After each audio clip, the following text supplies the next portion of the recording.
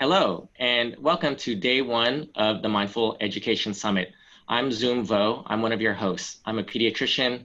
I specialize in adolescent medicine, and I'm the author of The Mindful Teen. And I'm also on the board of directors for the Mindfulness in Education Network. And I love mindfulness with teens, and I'm really excited to speak with Dr. Dan Siegel today about mindfulness and emotional regulation strategies for kids and teens.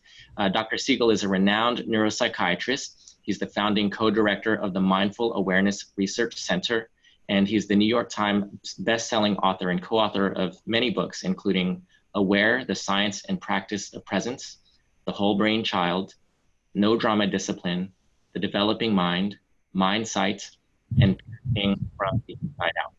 I first had the chance to hear from and meet Dr. Siegel. I think it was back around 2011 at the BAMF conference, which was one of the very first conferences on mindfulness in Utah. I don't know if you remember that, Dan, but that was I do. That's when this field was really just in its infancy. So much has changed since then. I've been a longtime fan of Dr. Siegel. I'm sure many of you are as well. So I'm really delighted to. So welcome, Dr. Siegel. Thanks, Zoom. Great to be here with you. All right. So today our topic is really about emotional regulation for kids and teens. I'm wondering if we could start just by telling us what is unique about the brain of children and unique about the brain of teenagers, and why is it important that they learn emotional regulation at this age? Well, that's a great and big question. And in a way, it's the central question for our times. For parents, it's the crucial issue, and even for teachers. So the first thing to say is that for children, the brain is kind of soaking in the world and learning how to regulate itself from infancy on. And part of that is genetic, but the largest part is actually about experiences. So the experiences parents offer actually help teach the child skills of regulating their own internal state. As the child moves into adolescence, those regulatory skills they've learned become more complex, partly because the brain starts to restructure itself, not just build new connections. And we can talk about this difference. So your question is about kids and adolescents. The response is that they're different, as you know, because you specialize in teens, that there's a new kind of brain change that goes on. And yet still the skills that we need to regulate our internal state, which can simply be called emotion. And so when people talk about emotional intelligence or emotional resilience, they really mean what's going on inside. How do you actually know that internal state? How do you regulate it? How do you communicate it to others? How do you use it in a positive way so that you can optimize how you live? That's basically what emotion regulation and emotional awareness and emotional intelligence, that's what those are all about. Great, that's really helpful. So how can children and teenagers learn how to develop these emotional regulation skills, and what can adults do to help them with that? Well, the simplest way to think about that is that the human mind, despite what we may have been taught in medical school as something Hippocrates said 2,500 years ago, that it's just something that happens in your head, and even modern psychology has built on that modern medical view that says mind is a synonym for brain activity. If you thought that way, you might think, for example, oh, it's all about the genes you got and the temperament you have, and hopefully you're lucky enough to inherit good emotion regulation capacity. But it turns out that that's actually false thinking from our field, medicine. And I'm also trained in psychological research. And that particular view, mind is what brain does, is part of a much bigger story. And so to answer your question, Zoom, it's really about the relational experiences we have. The way you can think about them are the way the mind's relational side is how we share, like right now, energy and information flow between people. So you could have asked me the question, well, what is that really all about and how does it happen? And I could say, I had a really great apple pie yesterday, and let me tell you about the apple pie.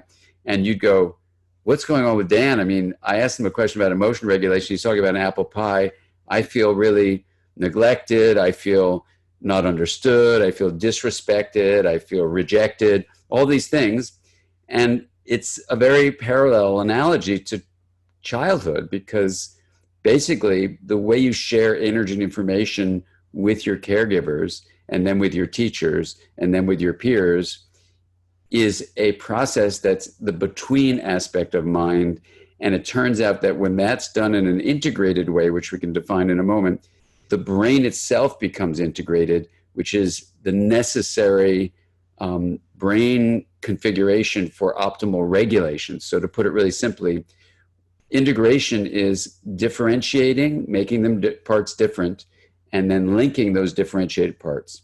So when a relationship is integrative like that, you would ask me a question about emotion regulation, I would really hear your question. So you're giving a differentiated response than maybe me wanting to talk about apple pie. But now I say, Zoom, here's my thought about emotion regulation. And now I'd like to share my excitement about an apple pie. And you go, okay, let me hear about the apple pie. So we would be having a respectful differentiation and then linkage. And that would be called an integrated relationship. For fun in the interview, we would talk about that. For a kid, it's like, am I seen by my parent? Am I safe? Am I soothed so I feel secure? And amazingly, those integrated patterns of communicating become integrative growth in the brain, literally where differentiated areas in the brain become linked to each other. And it turns out that any kind of regulation, regulating attention, emotion and mood, thought, memory, narrative, behavior, morality, all of those depend on integration in the brain. So when we talk about relationships being integrative, that's the foundational experience the brain is needing, kind of like oxygen for the body.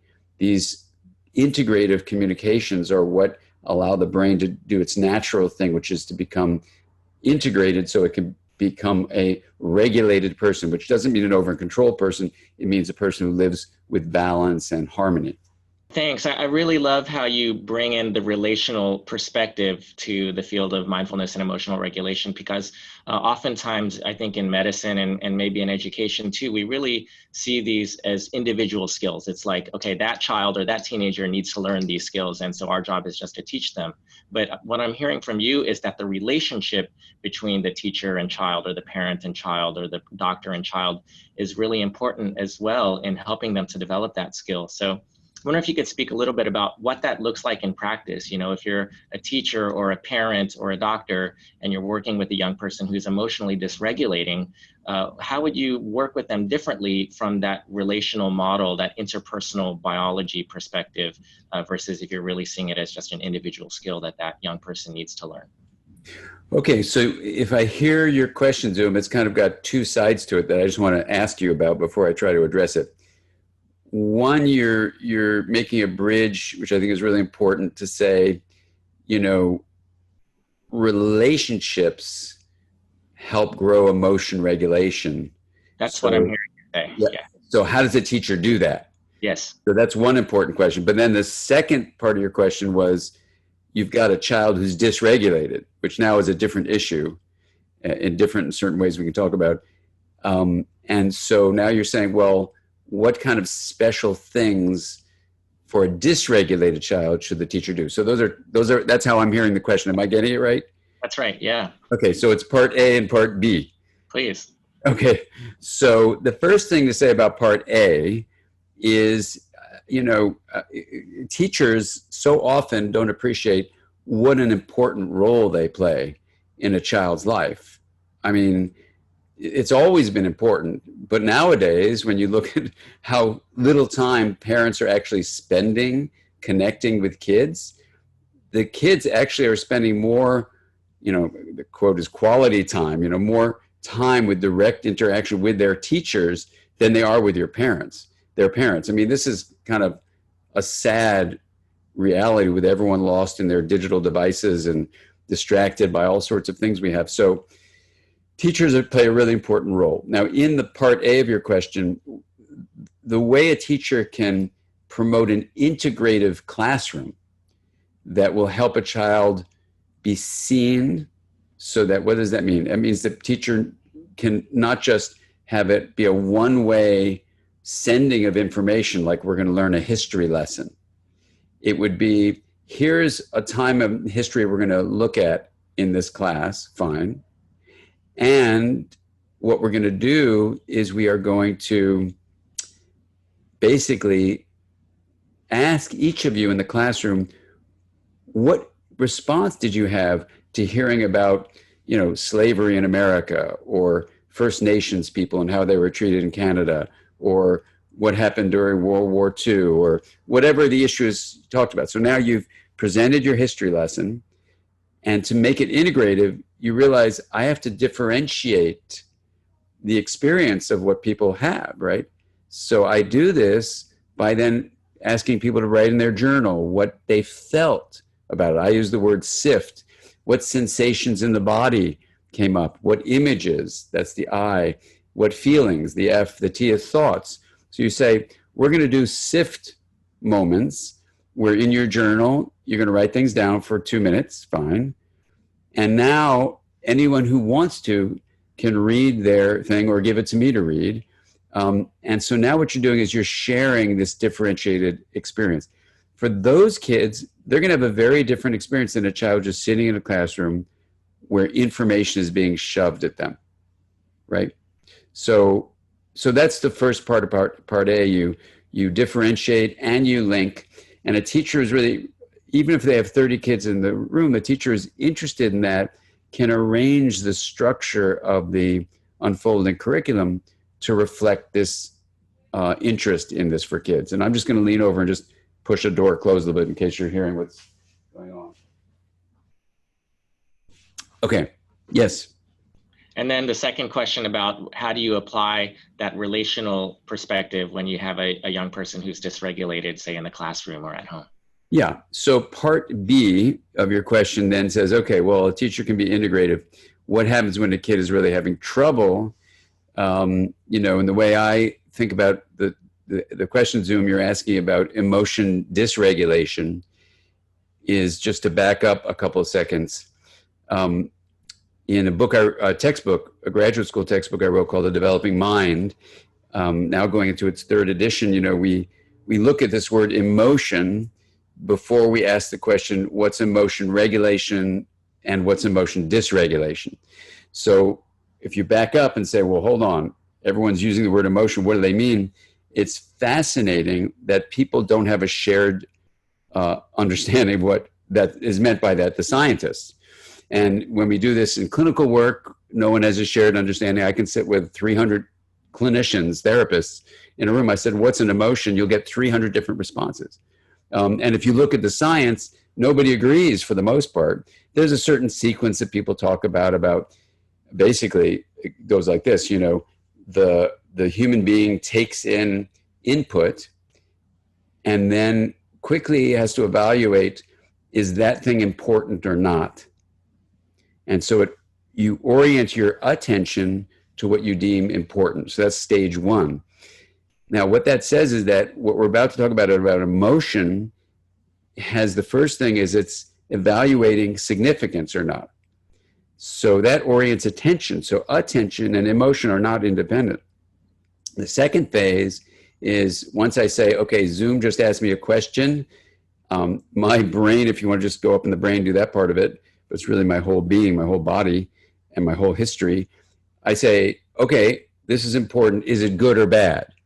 So like, let's say you were being really mean to me, which you're not, but if you were, or if I interpreted it that you were being mean to me, I might go, I want less of this thing. This is bad. This is a bad thing. So that's called hedonic evaluation.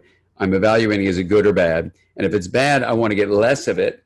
And so I take my attention and I put it somewhere else and try to avoid you. If I deem in contrast that it's important and a good thing, then I go, well, let me really put my attention to what you're saying.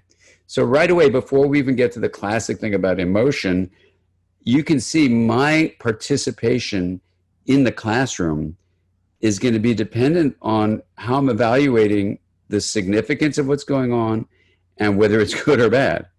So if I've had experience in other classrooms, not yours, Zoom, but my prior classroom, either prior meaning that same morning or prior meaning last year, where I was humiliated because I have a reading problem and I was told I'm no good, or the other kids are mocking me or I'm bullied, then for you to ask me a question about the history lesson we just did, I feel like you're going to humiliate me. So right away, I'm going to have trouble staying present for you.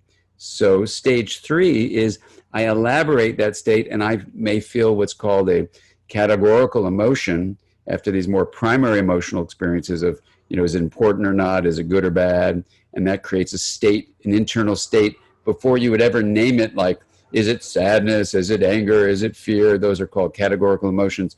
Way before those, my state is being altered in very, very important ways, far more common, in fact, than elaboration into a full-on categorical emotion. So when something is meaningful, it's emotional. It doesn't have to be fear, anger, sadness, those things, but it can be feeling I'm energized by what's going on. I want to get away from it. I'm energized. I want to get more of it, either way. So now I'm in your classroom and you're saying I'm dysregulated. So dysregulation for me as a child psychiatrist, looking through the lens of this work I do called interpersonal neurobiology, we see dysregulation as being either states of chaos or states of rigidity. And, that can be fear that's creating a chaotic state and it's overwhelming in me, or it can be fear, for example, that shuts me down and I start, just freezing up. But chaos or rigidity for me are much more useful than thinking about particular emotional categorical states. Because then you say, this child in this classroom, when you say to me, Zoom, she's dysregulated or he's dysregulated, I go, okay, well, that kid is chaotic or rigid in that moment. And interestingly, what that means is they're not integrated.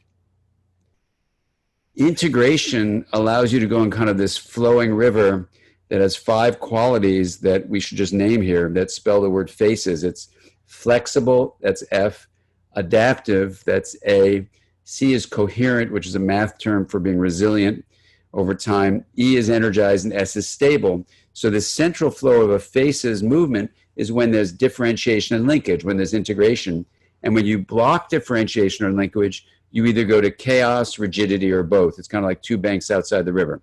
So to get to your question, if there's a child who's showing chaos or rigidity, it means they're not integrated. Now, you may have to do a special action to make sure that child who may feel really excessively disconnected, to take a special effort to bring them into the classroom experience. Ask them in a non-threatening way how they feel, or point out that this lesson they're doing now reminds you of, a diorama they made last week. And you point out, Joanne, this is like what you did last week. And you look her in the eye, because she may have all sorts of trouble at home, feeling isolated and alone for all sorts of reasons. So you may have to make a special effort. It may take 10 seconds, but it's a state of mind in you as a teacher where your child, who you call dysregulated, is actually very prone to being non-integrated in the classroom. And then when you bring integration as the framework, you know exactly what to do as a teacher. Sometimes it's increased linkage. Sometimes it's to increase differentiation. Often it's both. And so you see what the action is. And amazingly, this is all the different books I write when teachers use them, when you think of integration as the essential component of emotion regulation, and that the word emotion for me means shifts in integration, then the whole thing makes sense. And you don't need to worry about all these conflicting views from various sciences of emotion. Emotion, I think, is a shift in integration. When it's an uptick in integration, we feel good, joy, awe, gratitude, love, excitement, all that happiness. When it's a lowering of integration, it's what in the field of positive psychology they call negative emotions: sustained fear, anger, sadness, shame, guilt, all these kinds of things that pull you down. And if they prolong, make it likely you're going to go into states of chaos or rigidity. So that's a long answer to a short question, but it shifts the frame So rather than feeling helpless, a teacher or a parent can understand if a kid is showing chaos or rigidity, they're not integrative at that moment, and you as the adult can allow integration to become part of your approach. And amazingly, if that's done on a regular basis, a child will feel trust. They're going to feel, the other acronym I like to use is PART. You're present, you're attuned, you resonate with what's going on with the kid, and then you develop trust. And trust is the gateway to a feeling of belonging. Thank you. So I'm wondering if we could talk a little bit about what are some of the specific skills that would be useful. Many of our listeners are teaching social emotional learning in schools. Maybe they're doing like a mindfulness course or something like that with their students. And you've written certainly a lot about some strategies about teaching kids and teens how to self-regulate. So what are some of the specific skills that you might say should be considered in teaching young people these skills? Yeah. So what I'm going to say, Zoom, is certainly about teaching young people these skills. But any teacher or parent listening to this should realize that the first person that needs to learn these things is the person listening, And so, in the textbook, The Developing Mind, one of the take-home lessons from science is that, if you as a caregiver, like being a parent, for example, want to really give the best gift to your kid, it's actually making sense of your own life. So, I remember when we tried to publish that book, Parenting from the Inside Out, came after The Developing Mind, and when we tried to publish it for the general reader, no one would publish it. I mean, it got rejected 23 times because people said, oh, people want you to tell them what's wrong with the kid, not what you need to do as the caregiver.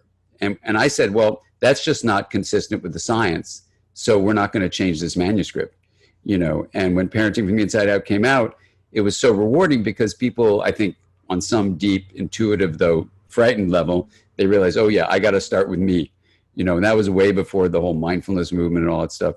So the first thing I would say as a scientist is, and this is now an entire textbook in about 2 sentences, is that the word mind, M-I-N-D, is also one of those words that doesn't really have a definition in any of the fields that deal with the mind. So in the field of interpersonal neurobiology, we offer a working definition as a regulatory process. There's a lot more than that, but let's just look at that aspect of it. Anything that regulates has 2 components, which is the way I'm going to answer your question. You need to monitor something and then modify it. So let's talk about driving a car or riding a bicycle. So you're on your bike. The first thing you got to do is monitor. Like, you got to use your eyes, you got to use your ears, you got to feel the balance on the bike. And then after monitoring, you got to modify it. Like, if there's someone in your way, you got to press on the brakes, you got to pedal the thing, you got to change your balance. So those are 2 things: monitoring, number 1, modifying, number 2. So for a teacher or a parent, if you say, like you're asking me, Zoom, what are the skills we need to teach? It's such a crucial question, not just knowledge, but skills. The skill, excuse me, when you talk to teachers and say, what are you trying to do in school for these, 10,000 hours you're going to have this kid with you? People often say, I want to develop the mind of the child. And I go, that's so beautiful. Thank you, thank you. And what is the mind? And they just stare at me. And I've asked, now, I don't know, I think it's thousands of teachers. I've asked 100,000 professional therapists, this question. And you get a number between 2 and 5% where people have some kind of response. Over 95% of both teachers and therapists say, I have no idea what the mind is. Yet it's the main focus of their work. So this to me was like some weird nightmare I was in, because I was both a teacher and, a therapist. And I realized my field either of those fields didn't have a definition of what it was doing. So that drove me nuts. This was back in the early 90s. So this is where the definition comes from. So if you look at it, and we're not going to get into all the details of it, but if you look at this facet of the mind as this, self-organizing, emergent process that is both embodied and relational, and the key thing as a regulatory process, because it's self-organizing, is it has to monitor and modify, then the way you strengthen the mind, now that we have a definition of the mind, is you need to build children's ability to monitor energy and information that's happening within the body, including the brain, but also including the whole body, what you're feeling in your muscles, what you feel in your heart, what you're sensing in your intestines. So I mean literally bodily sensations, and you're aware of it with something called interoception. Perception is for perception, intero is for interior. We've done studies, my colleagues at UCLA have done studies. My colleagues at UCLA have done studies to show that the more interoceptive capacity you have, the more emotion regulation skills you have. And you can even show when you teach that skill, what area of the brain grows, the right anterior insula, that allows you to both monitor what's going on and then modify it. Because if you don't know what your bicycle is doing, you're blindfolded and you have headphones on, you can't hear anything, you know, how are you going to monitor, how are you going to regulate it? You can't. Well, you know, unless you learn, like I was with someone who was blind and he taught kids how to ride bikes. You may know this, you know, by doing echolocution, you know, sending sound out and hearing it back. It was amazing. But when he and I had lunch together, it was so beautiful because I said, you're teaching them to build their mind up because you're going to have, they can't see, their eyes don't work, but you're teaching them to use their ears. So they're still monitoring, but they're using a different form of energy. And he was so excited about that. So monitoring is the first thing you need to teach as a teacher. It doesn't take long, you know, in all the different books I write for parents that can be used for teachers too, it's about teaching the monitoring of energy and information flow, basically by sifting, you know, sensations, images, feelings, thoughts, sifting the mind. Number two is once you teach the monitoring skill, and that has to come first, then you say, here's what you're feeling in your body. Your heart is pounding. Your muscles are really tight. Your jaw is clenched. You're breathing really fast. So good, you've monitored it. That's fine. Now you need to be able to modify those energy states. So let's do 4 count in for the in-breath, and then do a pause for 7 counts of holding your breath, and then 8 counts slow out breath. Within 3 cycles of that, a very stressed out kid will become calm, unless they've been abused, in which case focusing on the breath can actually create a panic reaction. So teachers need to be aware. Everyone's a little different. I tried that skill once I was so like not being mindful of this. A kid I was working with in therapy had almost died in a drowning accident on a boat. And, you know, and I tried the breath thing and he had a panic attack and I go, oh my God, and I apologize, you know, because things can happen. So you need to realize that any kind of mindfulness practice, reflective practice, any kind of practice, an individual may have their own particular response. It doesn't mean there's something wrong with them. It just means that, let's say, focusing on the breath for some kids, especially if they've been abused, you know, if someone's choking them, for example, you know, to focus on the breath, they might just bring back that memory. So you need to be mindful that if that's the case, they can focus on their fingers or their toes or on, you know, a picture on the wall. Okay, so now you're teaching them in this, if they can do the breath thing, to modify the energy state. You know, you can do systematic relaxation where you have them tighten the muscles. If they say, oh, my muscles are tight, have them tighten them even more and then relax. And tighten them and just do it, you know, from the lower legs, the upper legs, the abdomen, the arms, you know, and then you tighten and relax. So they're learning, wow, I can have a state that I'm now aware of, number one, the monitoring, and I can modify, number two. And amazingly, if they can learn that as a first step to know what their body is feeling, when your body relaxes, your mental state relaxes. So that's just one simple thing. There's more elaborate mindfulness practices that I know you know of. One of them is called the Wheel of Awareness that allows you to distinguish the being aware in the hub of this wheel from what you're aware of on the rim. And for kids from 5 up, we've had incredible reports from teachers who are using it, that it does both the monitoring and the modifying right away, and it gives this empowerment to children. I'll give you one quick example. A kindergarten teacher wrote to me an email, and she said, this boy, let's call him Billy, was kicked out of one school for beating a kid up in the yard, on the yard. So he was kicked out of that school, sent to her classroom in a new school. Every kid in her kindergarten class learns the Wheel of Awareness as a drawing. And she basically uses the whole brain child I wrote with Tina Payne Bryson. And it says to kids, you know, did you know that your ability to know something or be aware of something can be seen in this drawing of a hub of a wheel, but the thing you know about, like what you see or hear or smell or taste or touch or what you're thinking are on the rim. Anyway, he learns that. Second day, she writes me this email. She says, Billy runs in at recess and says, Miss Smith, I'm out on the yard. You got to give me a break. And she goes, what's going on? And he says, Joey took my block and I'm about to punch him in the face. I'm lost on my rim. I got to get back to my hub. And so she gives him a break. He does this little drawing of the wheel and he's able to see that, okay, I wanted to hit Joey, but I also want to fit into this classroom. And in my hub, I have a time to pause and choose how I respond. So that's what emotion regulation is based on. And then instead of feeling like he's going to get kicked out again or feeling helpless, he feels empowered and he feels like he belongs because he does belong. That's really a beautiful story. And I also appreciate how you're really focusing, teaching emotional regulation on starting with ourselves. I mean, one of the most common questions I get from parents, from teachers, from clinicians is, how do I teach young people mindfulness? And my first question back to them is, well, are you practicing mindfulness? Exactly. And so, you know, what would you suggest for teachers to start to develop these capacities, especially if maybe they didn't have the opportunity when they were children or when they were growing up to develop them? Do they need to, you know, meditate every day? Do they need to take a mindfulness-based stress reduction course? Do they need to go on a retreat? Do they need to be in therapy? How can teachers start to develop these skills from the inside out, as you might say? Yeah. Well, that's such a great question. There's a couple of things I would say.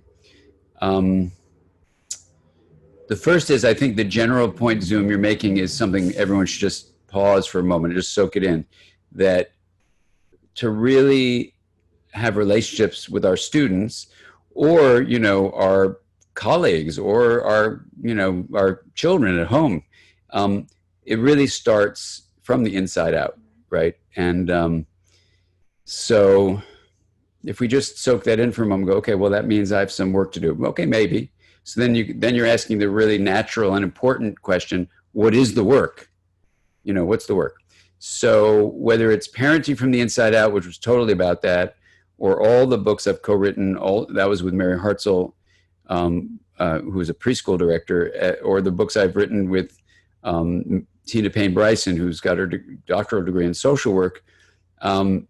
We always have sections on what parents can do for themselves or teachers can do, you know, if you're a teacher reading it. I would say this, that if you say, well, what do I need to do to bring more resilience in my life as a teacher? What do I need to do to strengthen my mind now that I have a definition of what the mind is, or now that I can see emotion as shifts in integration? How do I become more emotionally skilled and a more emotionally, you can use the word present, for my own inner experience and my inter experience? So I think as we get into the specifics, let me just say this.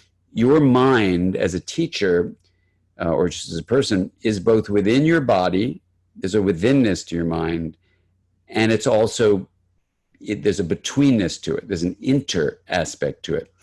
And you go, whoa, how can I have one mind and it's both places? Well, it turns out that the skull and the skin are not barriers for energy and information to flow. And it's a false conception that is rampant in modern culture, that who we are is, you know, only in this body, or even worse, just up in my head, or especially the left side of my head. You know, it's just an error in modern cultural thinking.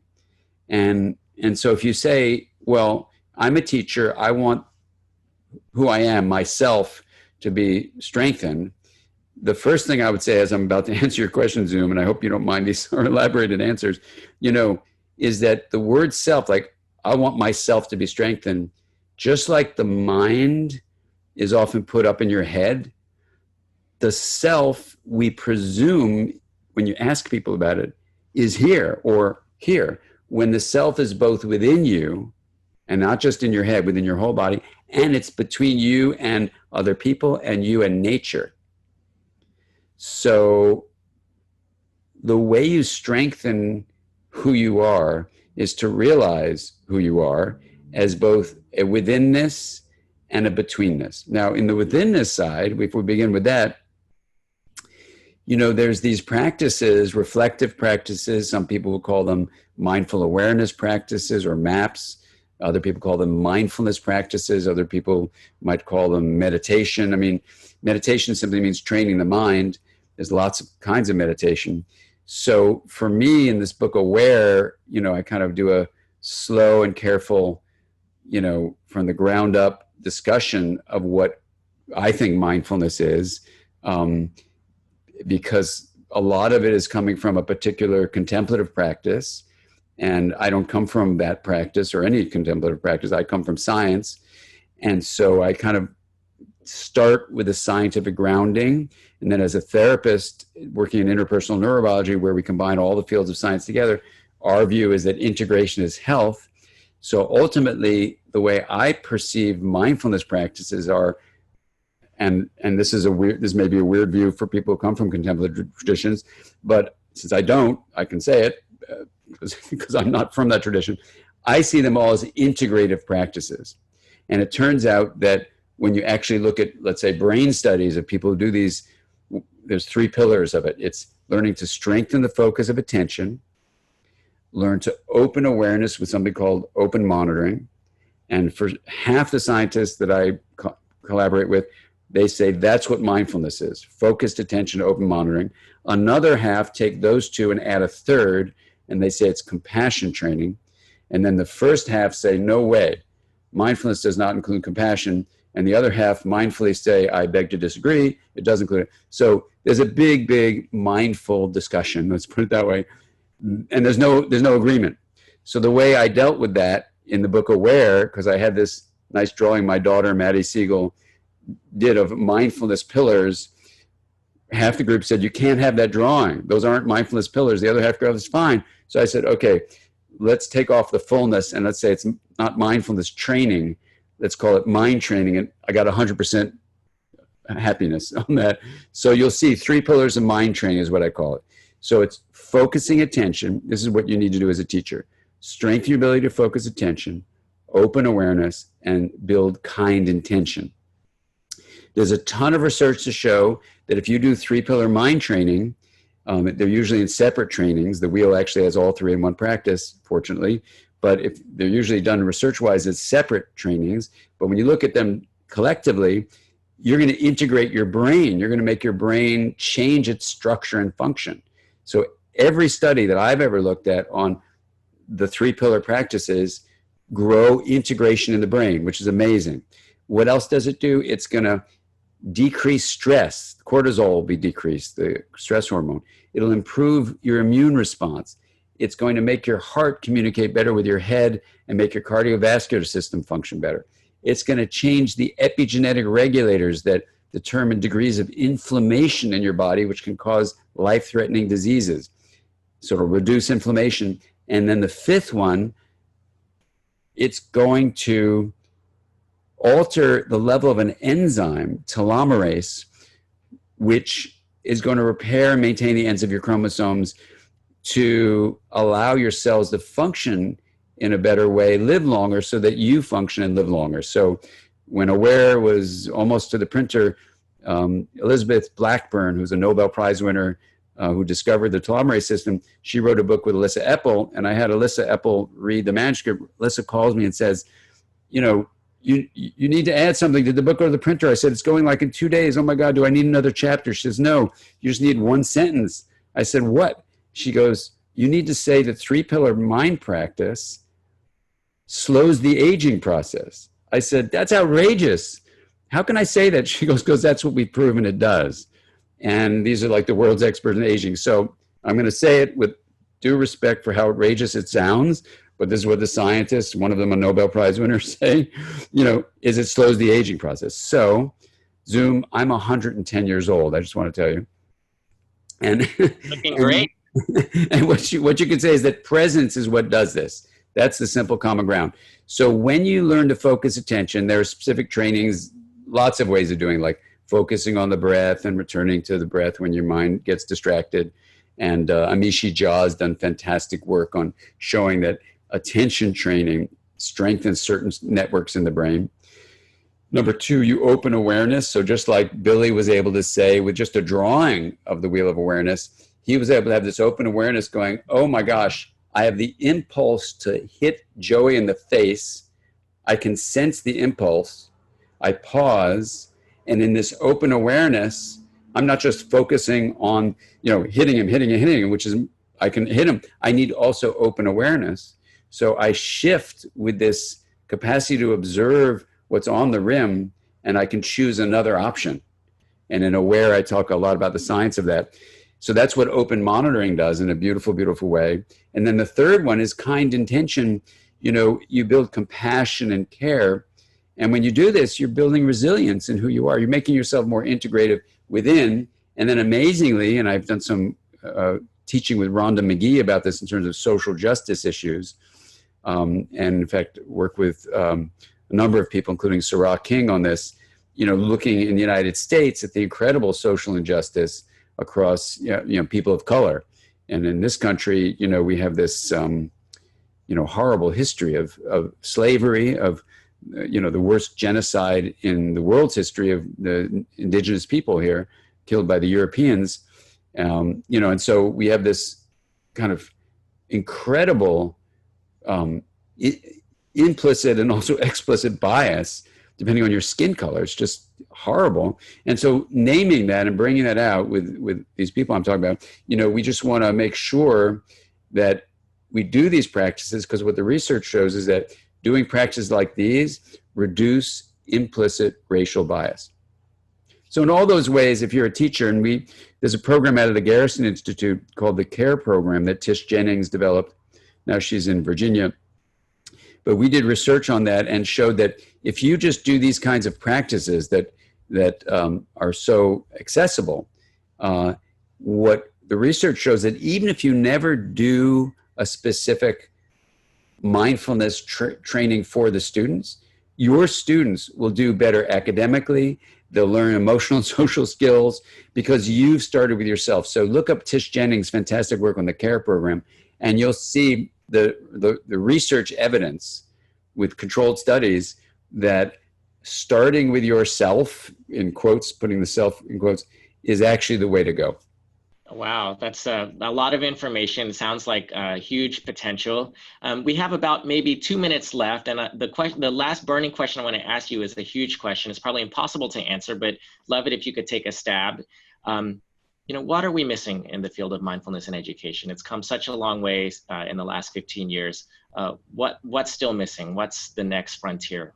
Yeah, well, I was at a meeting a little bit ago, which shocked me that they told me, and I was there as kind of like a facilitator. It was the first time the mindfulness and education folks met with the social and emotional learning folks. I came kind of because I'm sort of not in either field really, but I'm kind of in both fields kind of thing. So I said, oh, great. Is this like your annual meeting you've been doing for 15 years? And they go, no, this is the first time we've had this meeting. I go, what? I said, you're talking about the same thing. They go, no, we're not. I said, yeah, you are.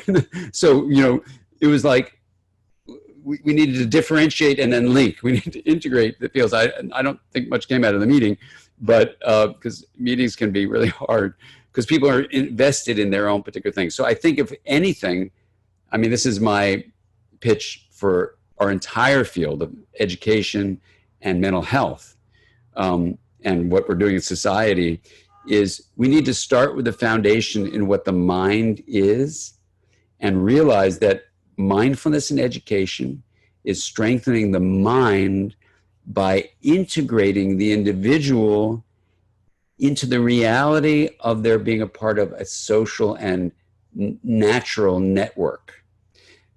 And in social emotional learning, it's the exact same sentence, right? And so when you realize emotion and emotional and social intelligence, right, are all about degrees of integration. One may be internal, kind of, but emotions are also social. And the other is inter, but they're both about the mind becoming more integrated. Mindfulness and education, social emotional learning. So I say to everybody, I think that's what, if this were a summit on emotional and social intelligence, I'd say the same thing. I said, enough of the divisions where people say ours is this way, ours is that way. They're actually the same thing. We're trying to build a stronger mind. And that ultimately means, I think, that the word self is a hidden toxin when it's defined as the individual skin and case person. I think we need to have a collective focus on asking the question, what really is the self? And I think there's an inner aspect of self as a me. There's a relational aspect of the self related to other people and the planet as a we. And an integrated identity would be me plus we equals mwe, MWE. So in the schools I work in, we really are moving towards raising kids from preschool on by defining the self as we. There's an inner and an inter, and you're both. You don't have to go all collectivistic and realize there's no inner, like there's no self. No, we're not saying that. Or just go individual and say, get the best grades and beat out your colleagues. No, you belong to a network of interconnection with people on the planet. And it's a win-win-win thing, because the more a child's going to realize that, and as they move into adolescence, realize that, depression and anxiety will be decreased from its incredible epidemic of disconnection, that so many people are writing about these days, Johan Hari being one, where we realize this interconnected nature as a we, and then move forward in our society with a shift in how we're defining what the mind is, what motion is, and most importantly, expanding the view of self so we develop an integrative identity for children and adolescents. Wow, I really love that answer. It reminds me of a few years ago, John Kabat-Zinn asked Thich Nhat Hanh, what are we missing? And Thich Nhat Hanh said, we're missing community. So that's what it made me think of when you said that. Absolutely, right. And I think the contemplative view from Thich Nhat Hanh would be about his beautiful phrase, interbeing. And one of my graduate students, Ellie Weisbaum, grew up with Thich Nhat Hanh, basically. And so it's been wonderful to have her on the team of Revising the Developing Mind. Another person I work with just got his PhD studying Ubuntu in South Africa, looking at this idea of I am because we are, and then how to look at that from an integration point of view of me plus we equals we. It's just really exciting. And I think that's where the mindfulness and education people can really join with the social emotional learning people and really join with the larger issue about climate change. Climate change in many ways is caused by excessive differentiation of the human mind and human self that comes from it. And we're not linking enough to the natural world. And this is leading to the chaos and rigidity that you see. And so the path is not to scare ourselves and feel so helpless, or not just to be informed and say, oh my God, well, now what I'm going to do? It's really to transform our identity so that we live a different way on earth.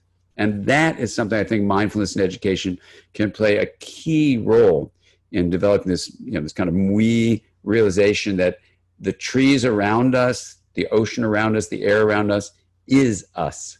Wow. Well, I think that's a great place to end. It's given us a lot of food for thought and contemplation. I want to thank you, Dr. Siegel, for sharing your time with us. And I hope, and I'm sure the viewers learned a lot and have a lot to work on. Thank you so much. Thank you, Zoom. Keep up your great work, and I'll look forward to seeing you in the future.